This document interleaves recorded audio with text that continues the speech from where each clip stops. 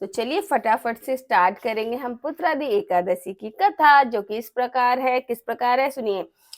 हाथों में पुष्प और ले लिया है हमने तुलसी दल।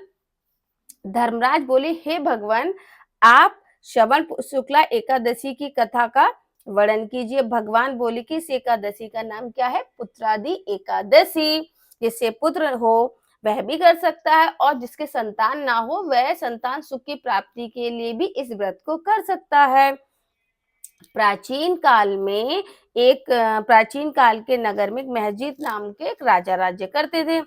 लेकिन वह देखिए सब कुछ राज्य था, बट उनके संतान नहीं थी। तो राज्य में सभी का सुख होते हुए भी राजा उदास रहता था। एक दिन राजा ने सारी प्रजा को एकत्रित कर अपने मन की बात कही। तो प्रजा ने कहा, हे राजन, आप अपने कुल गुरु लोमेश ऋषि के पास पहुंचकर अपने मन की व्यथा सुनाइए।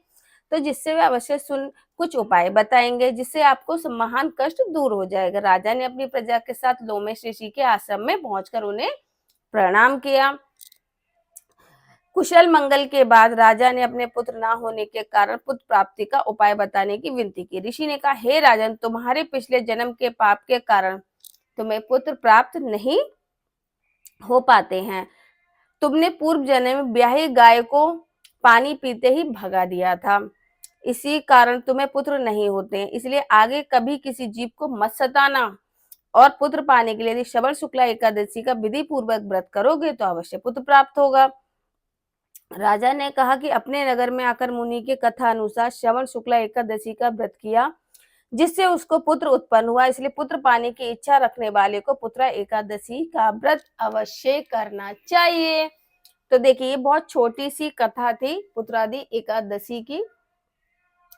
तो देखिए, इसमें तो व्याख्यान किया गया है कि पुत्र के लिए आप व्रत रख सकते हैं कि जिसको पुत्र प्राप्ति चाहिए, पर ऐसा नहीं है, पुत्र प्राप्ति चाहिए तो भी कर सकते हैं। ठीक है, ये तो एक मतलब ये हो गया कि हमें पुत्र चाहिए तो हम इस व्रत को कर सकते हैं। लेकिन अगर किसी के संतान नहीं है तो वो भी इस व्रत को अवश्य करे, जिससे कि उसको संतान की प्राप्ति हो जाए। ठीक है, तो निसंतान वाले भी इस व्रत को कर सकते हैं, और अगर नहीं कर सकते हैं तो कथा तो भैया पढ़ ही सकते हैं। तो बहुत छोटे छोटे से उपाय होते हैं, वो कर लेने चाहिए हमें। और मन को निश्चल करते हुए हमेशा पाठ करते रहना चाहिए। भगवान का नाम स्मरण करते रहिए, तो जो भी इच्छाएं होती हैं वो आपके अवश्य ही कहीं ना कहीं पूर्ण हो जाती हैं, है ना। तो चलिए मैं अब कर लेती हूँ अन्य पूजन, और बोलेंगे हम लास्ट में राधे राधे। और जरूरी बात ये है, इस वीडियो को ज्यादा से ज्यादा शेयर करो।